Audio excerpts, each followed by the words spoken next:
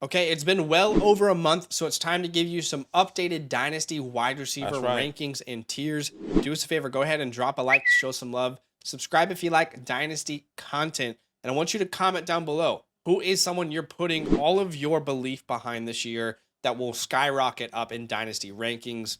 Hey, do you want your team to be broken down by Badake and myself on a live stream? Do you want rankings? Do you want articles? Do you want to be part of this community over on Flock Fantasy? Then use our code LAND when signing up for 30% off your membership. If you choose that Mother Flocker tier, we'll be looking at one of your teams and grading it live. Okay, so let's get into this. 6 tiers. You guys know these videos. We disagree quite a lot most of the time, so just be prepared for that.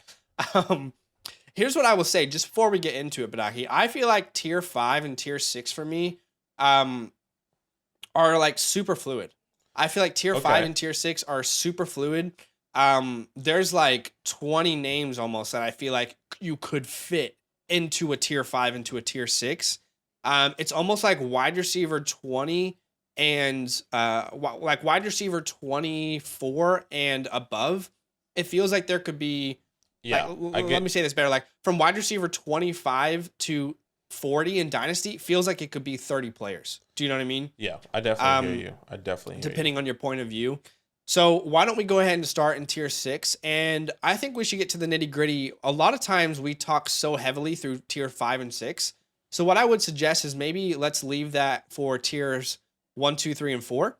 And what I'd like to do is just say how I have my tier 6 lined up. And then if you have any disagreements, then we'll talk about that for this tier. So let's do that. Here in tier 6, I would have Deontay Johnson in this tier. Okay. I would have Christian Kirk in this tier. By the way, both players that we have talked about as good buy lows. I would have Amari Cooper here, who I think will have a very good season with Deshaun Watson, but still is not the youngest chicken in the coop. Has a lot of miles on the on the old odometer. I would have Chris Godwin here, who you have brought as a buy low recently, and I would agree. But I think you and I would both say it's unlikely his value drastically improves with Baker Mayfield under quarterback. Agreed. A name that has a lot of controversy ever since I've lowered him in my rankings is Michael Pittman. I like Michael Pittman Jr. My reflection of him being in tier 6 is not of him as a talent. It is his situation. And I've talked about what I project that Colts offense to be in depth in different videos. I think it'll just struggle through the air this first year. This is also where I would have Hollywood Brown, who I think is a very good buy low. You know, whatever happens at quarterback, if it's Kyler, they have an incredible connection long term, right? We saw that in Oklahoma. If it's Drake May, if it's Caleb Williams, great. An even better quarterback could potentially be on the way. This is where I would have Scary Terry, who, man, he's so damn good. But he was drafted so late, and that age is a little bit worrisome. And the last player I would have in this tier would be DJ Moore. And to be honest, I could see any one of these players jumping into tier 5 by the end of this upcoming year. So that's what my tier 6 looks like. I'm curious what yours looks like. Okay. So we seen online with everything. Obviously, they're a little bit changed around. At the moment, I have Deontay Johnson higher than where you have Chris Godwin. I have Michael Pittman down lower. But I think the biggest thing here for me would be DJ Moore. He's actually in my tier 5. Okay. I'm fine with that, to be honest. A wide receiver. He's on the edge for me. Yeah, 26 years old. Yeah, exactly. 26 years old, going to be with Justin Fields. I mean, you just bowl him in a take with Justin Fields, or you both take about Justin Fields, and I just think DJ Moore is going to see a really, really, really good year going to have a really good year this year. So I have him in my tier 5. I'm really believing in Justin Fields and taking away this narrative that he's not a good quarterback anymore. I mean, if that was the case, he wouldn't finish as a top 8 quarterback this year. Obviously, obviously in a fantasy, you can be a good fantasy quarterback and not a good real life quarterback. Yeah, exactly. But, exactly. I think you and I, if I can speak for us, maybe I'm wrong, let me know. But I think our overall belief in Justin Fields is that if you put any rookie quarterback behind that offensive line and gave him those weapons, he probably wouldn't have succeeded in his first 2 years. But if you look at the last year, Justin Fields was at Ohio State. Chris Olave's 13-game pace was a career high. He was on pace for almost 1,400 receiving yards, 93 receptions, and 13 touchdowns. So I know it's Ohio State. It's a quarterback-friendly system, but I think we should give Justin Fields a little more grace. considering he's had one of the worst situations you could possibly think of or dream up for a young quarterback to kind of start through. Or coaching change, right? GM change, awful offensive line, no weapons. So I'm fine to put DJ Moore there. That's okay with me. Yeah. So I think he could have a breakout year. One last thing I just wanted to hit, because I know you did bring that up about Chris Godwin. I did release an article about why I really like Chris Godwin, so definitely go check that out.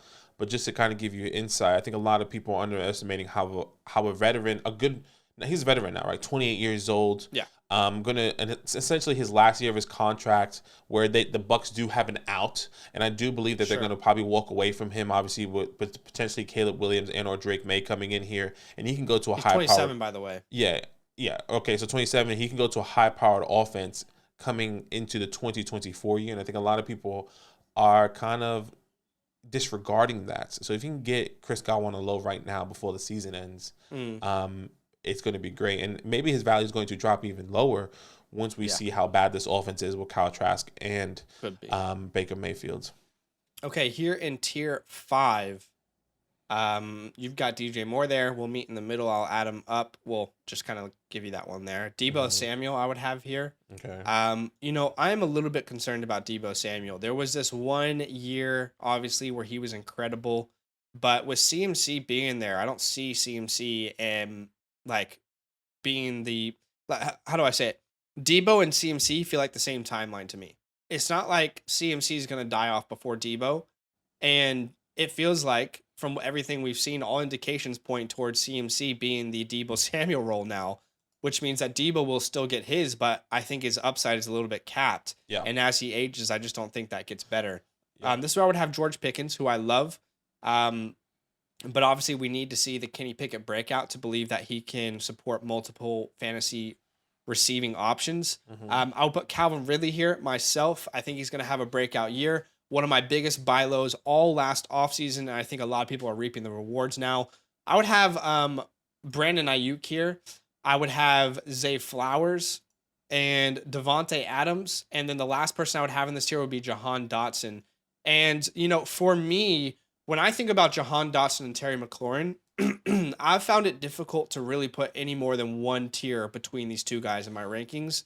I like Jahan Dotson. I prefer Jahan Dotson in Dynasty, and I think he could absolutely have a breakout year. We've both talked about him as a buy low, but I don't think when I'm drafting, Terry McLaurin is 2 whole tiers apart from Jahan Dotson's value. That's just my personal opinion. And if you're playing Dynasty in the span of, let's say 3 years, which I would suggest to most people that they should do that, then there's not going to be a huge difference in value in the next 3 to 4 years between Terry and Jahan, Right. So I find it difficult to put a huge differentiator between their two values. So I hope that makes sense. And then Brandon Ayuk there, really, I think Brandon Ayuk would be well worthy of tier 4 if we knew what the hell was going on with the quarterback play. If we really knew what was going on there, I would feel much more comfortable about putting him up in that tier 4. But is it Brock Purdy long term? Is it Trey Lance long term? What does that mean for Brandon Ayuk with all these weapons around him? So yeah, that's why I have Brandon Ayuk there, despite finishing wide receiver 15 last year. That's my tier 5. What do you feel differently about? So I am somebody that has Jahan Dotson separated by a tier, so I do have him in the end of my tier 4. But I'm happy to keep him in the tier 5 because he's technically on the edge for you. Sure. One thing I do have differently is Calvin Ridley. He is my last wide receiver in my tier 5, and I think that's probably the biggest difference. Okay. So you would have Pickens, Debo, and Moore over Calvin? Yeah, at the moment. And I think I have technically Debo swapped with DJ Moore, and that's because I'm not necessarily sure how I feel about Debo right now, especially with the situation. Calvin Ridley, I love. I think that, investing in a 28-year-old wide receiver that still doesn't have a long-term contract, I think that's where it kind of gets shaky.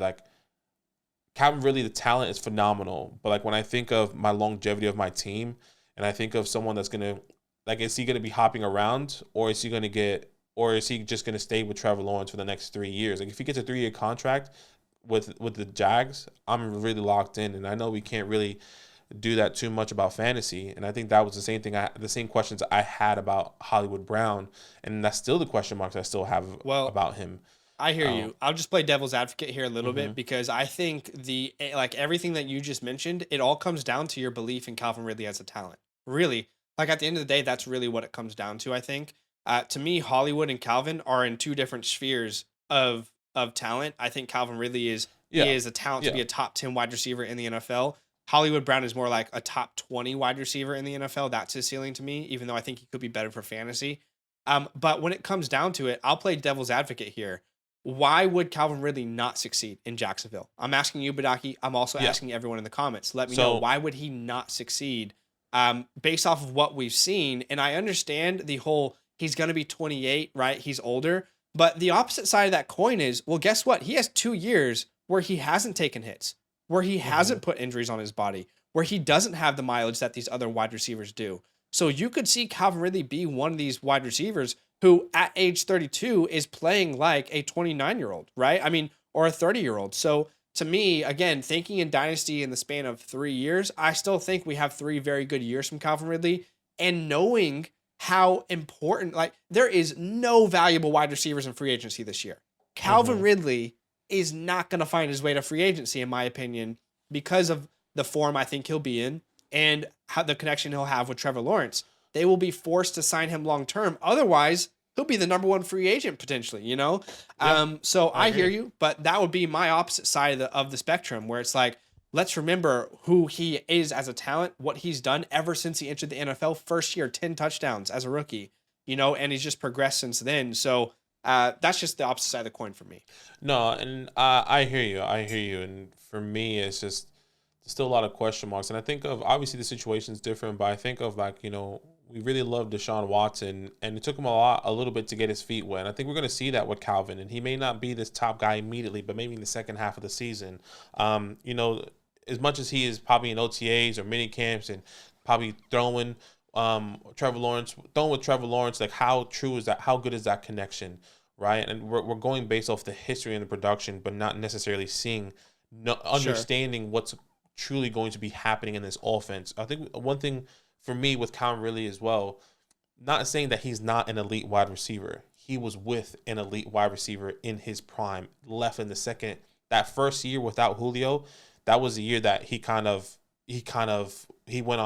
his absence. A lot of mental health issues. So exactly. I feel like it's hard to really put that on exactly, him, which is really, it feels really unfair. But in reality, in the fantasy football world, is he truly the number 1 guy? Because that's what we were hoping to see that year, right? And that's once again really harsh to say. Not saying he can't be. I'm just saying there were still question marks in the air, because I really do believe it. But I think there's also that narrative as well as, like, can he handle that workload without Julio there, with him getting double teamed? I know Christian Kirk's there, but is Christian Kirk truly that threat like the Julio Jones era? Calvin Ridley in this offense is Julio Jones, where Christian Kirk is Calvin Ridley.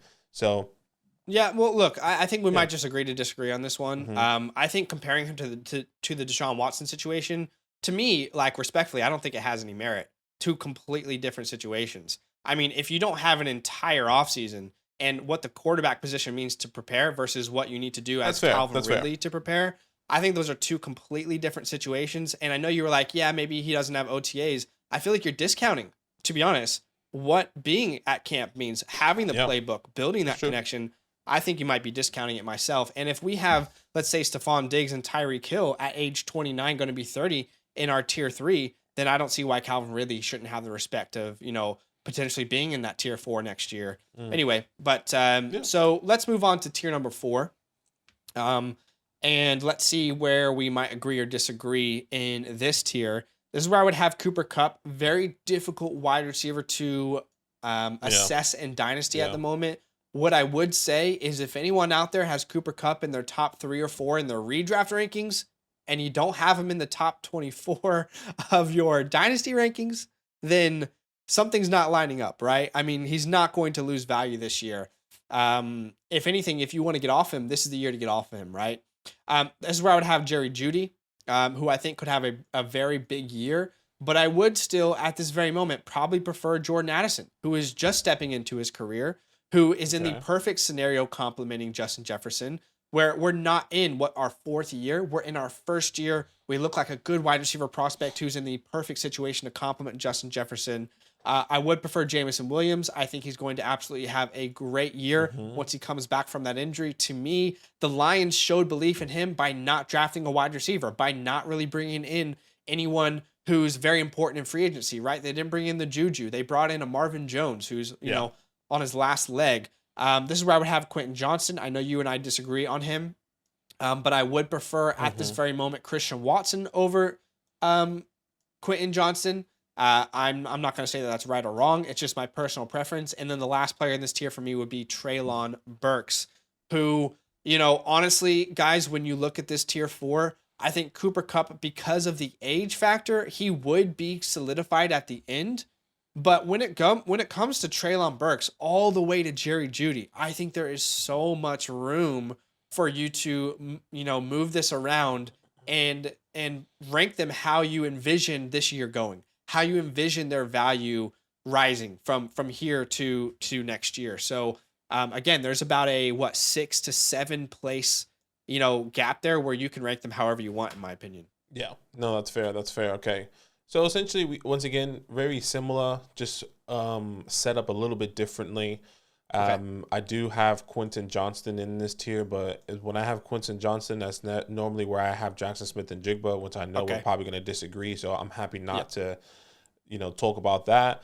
Well, why don't we meet in the middle then? Because JSN would be tier 2. He's on the edge of tier 2 for me. Okay. So I'd be happy if you have him in tier 4 to bring him down to tier 3 and meet you in the middle. Yeah, that's fine. That's fine.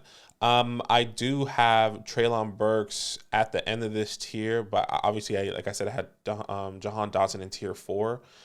So we're just on a different side of our tier there with Treylon Burks. Other than that, I think we're pretty set. I love Jordan Addison. I love Jameson, Jerry Jeudy. Cooper Kupp is definitely there, but in question. You know, like I still see like Zay Flowers and Cooper Kupp, and I'm just like, I'd rather just go to my next tier. You know, like but I think at times that can be harmful depending on your strategy. True. If you really don't anticipate competing in the next 2 years, like how long is your rebuild? Do you know what I mean? Yeah. Because at some point you're just burning money. Yeah, for sure. But I hear you. There's always that risk reward of what a rookie could be. Yeah. So. Other than that, that is about it for me. One guy, you know, Jackson. Okay. And these are the guys that I feel like really good about drafting rounds 4, 5, 6, right? Yeah, exactly. Yeah. Exactly. Okay, here in tier number 3, I would have Jason up in tier 2, but he is on the edge for me, so we'll meet in the middle there. DK Metcalf, I have here. To me, if you're gonna ask me, would you rather have Jason or DK Metcalf in Dynasty right now? I like if anyone sends me a trade for DK for JSN and I send away DK straight up, with all due respect, I'm taking it. It's not that I am devaluing DK Metcalf. I just think JSN is the better long-term wide receiver. I think he was a better prospect. He's more polished coming out. And I think in PPR formats, to me, if you ask yourself, who's going to be the higher scorer in 2 years from now, I think that's JSN. This is where I would have Stephon Diggs. I'm not sure where you have Diggs, but this is where I would have him at the moment. This is where I would have Tyreek Hill. You know, 2 vets who are, you know, well into their late 20s, but still are going to put up top 5 seasons connected to good offenses, right? Guys that if you're in a win now window, you kind of really want those guys on your team. That's where I'd have Drake London, who all signs point towards, you know, if we can get decent quarterback play, a really good sophomore season. Right. This is where I would have Devonta Smith, who had a fantastic year this year. I just think a lot of things went in his favor. It's just my personal opinion. You know, they had the easiest strength of schedule throughout the entire season, and they now have the most difficult. So I still think Devonta Smith is good. I just don't think he's top 8 good. I think he's top 12, top 12 to 13 in my mind. And then I would also have T. Higgins here, who honestly, between T. Higgins and Devonta Smith, I think they're interchangeable depending on which offense you see being more successful long term. I mean, between T. Higgins and Devonta Smith, there's a higher chance that Higgins becomes a number 1 if they move on from him than Smith ever becoming a number 1. So, 2 differences of opinion there, maybe. But let me know what your tier 3 looks like. And I'm sorry if my nose sounds weird. I'm trying to get through this flu and these sinuses, and it's, I'm doing my best. You can definitely blow your nose if you have to, as I talk, if you want. Look, in my tier 3, this was really difficult for me because these 3 wide receivers here, T. Higgins, Devonta Smith, Drake London, I feel like should be in a separate tier between tier 2 and tier 3. I want to put him in my tier 2. This is where it was so difficult. I think all 3 of these guys have the opportunity to finish as a top 8, top 7 wide receiver. And I think that really separates them, especially with the youth. I mean, Devonta Smith. You said T. Higgins, Smith, and London? Yeah, these 3 guys, these 3 wide receivers, I feel like should have their tier of their own because they have the youthfulness still. They have the core. Well, everyone outside of Drake London has the quarterback, and they're all going to see production in some sort of way. Well, I think what I would be comfortable with then is adding JSN to that and having T. Higgins, Devonta Smith, Drake London, and JSN considered tier 3A. Sure, we can do that. Tier 3B can be DK. Yeah, Tyreek Hill, Stephon Diggs, DK Metcalf, because I see those guys really taking this next step this year. I mean, I kind of alluded that with Devonta Smith. T. Higgins has always been that, but I think the biggest one here would probably be Drake London there with Desmond Ridder. And once again, all these guys have the youthfulness and the talent and the offense to really be considered in this tier 2. Like, I just don't see the separation from. I'm pretty sure the next guy is going to be on your tier here: Jalen Waddle, Chris Olave, Amon-Ra St. Brown. I just really don't see that big of a separation where I can't see that enough for me. So I think there's a clear defined tier break between those players. Yeah, myself, and that's where we see different. But that's kind of where I see it. And as much as look, I've been a T. Higgins guy for pretty much since he entered the league. I've been a T. Higgins guy, but I don't feel like he has the upside of the names in tier 2. And this year for Drake London, at least this year with Desmond Ridder. I also, like you mentioned, all these guys could finish top 10, top 8. I would agree except for Drake London. And it's not because he's not talented enough. It's because I don't think the right quarterback to bring him that finish is there. Maybe top 20, right? Maybe top 18. Yep, right. But I'm not sure top 8 is in the cards for a guy like Drake London. Whereas we know Waddle, back-to-back years, finishing top 10, connected to a quarterback who he has good chemistry with. We know Amon-Ra St. Brown, right? Back-to-back years being a league winner. And then with T. Higgins, I love T. Higgins, but I don't think he has the upside that some of those other players do. I mean, last year, he averaged as many points as Chris Godwin, as Tyler Lockett, as Christian Kirk. He had averaged a little bit more points than Christian Kirk. So I still like him. And I think that there are games where he's going to blow up and you want him on your team. But he might not be as consistent as some of those other names there in tier 2. Yeah, that's fair. That's fair. Just my personal opinion. But I'd be happy to kind of settle on that tier 3 that way. Yeah, happy to do that. In tier 2, I have Amon-Ra St. Brown. Mm-hmm. I have Chris Olave. I have A.J. Brown. I have Jalen Waddle. I have Garrett Wilson. And I have CeeDee Lamb. And to me, again, these names do separate themselves from all the names in tier 3. I do have JSN in that tier 2, right? So if you're asking me between T. Higgins, Devonta Smith, Drake London, and JSN, I personally would prefer JSN right now, long term. But outside of that, when I look at the tier 3, I do think these guys have proven more. They're in better situations, and I just believe in them more long term as true pillars, 100% unquestionable production moving forward than I do the guys in tier 3 that are younger. Yeah. I hear you on there. I completely agree with everyone else. CD, Garrett Wilson, Waddle, excuse me, AJ Brown. So I think we kind of see that align in tier 2. Just wanted to advocate for those 3, but I think we're kind of on the same page there. Yeah. And then up top, Justin Jefferson, Jamar Chase. Yeah, pretty however obvious. You want it. Mm-hmm. You can have Chase, you can have Jefferson. Last time you, I believe, had more than just these 2 guys in there. Are you settled now on just having these 2? Because I think that's how it should be personally. I definitely think they separate themselves from the rest. But, Jefferson and Chase both had historic rookie seasons, and then they built on it. Like, Jefferson is on track to be maybe the best wide receiver ever. Mm-hmm. I think there needs to be a tier between the rest. This is what I would say. because I do have these guys still there, to be completely honest. But, you know, it's not that big of a difference. I just don't think that there should be a separation. And I understand why people have Jamar Chase and Justin Jefferson in their own tier, but I think CeeDee Lamb is deserving of that tier. I think AJ Brown is deserving of that tier. I think those are the two true wide receivers that are deserving of that tier. Now, I did have Garrett Wilson in that tier last time, if I'm not mistaken. I think he was last one there. I think I'm projecting him to be in that tier. But if I had to advocate for any two, it would be CeeDee Lamb and Amon-Ra St. Brown. CeeDee Lamb and AJ Brown, because of the offense that they're in, because of that they're the number one target, because of their quarterback play. I just see the consistency still playing out for the years to come here for both of those guys, just like I see with Jamar Chase and Justin. Justin Jefferson. With Jefferson, like I said, I feel like if we put those names in the same tier as him, I feel like we're discounting history.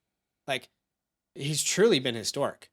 Broke records rookie season, and ever since that, like his first 3 years, he is maybe the best wide receiver we've ever seen. Like, that's not even just an opinion. It's like statistically, he is maybe the best wide receiver we've ever seen throughout, you know, his current years in the NFL. And then Jamar Chase came into the league and broke that record as a rookie. So I don't know. I just think you're discounting that a little bit. I think the value's different. What you'd have to pay for them is vastly different. What I would sell them is vastly different. And where I would draft them is different. So that's just my personal opinion. Yeah. And I agree to disagree, I guess. Yeah, agree to disagree, but that's me. Yeah. Okay, guys, let us know what you think in the comments below. Drop a like on the video to show some love. Subscribe if you like Dynasty content. And we'll see you in the next one. All love. Now that those idiots are done talking, who needs some rankings? Hell yeah, I need some rankings. Then use promo code LAND, L-A-N-D, for 30% off any membership at flockfantasy.com. Oh. It's so easy, even your grandma could scan that QR code right there.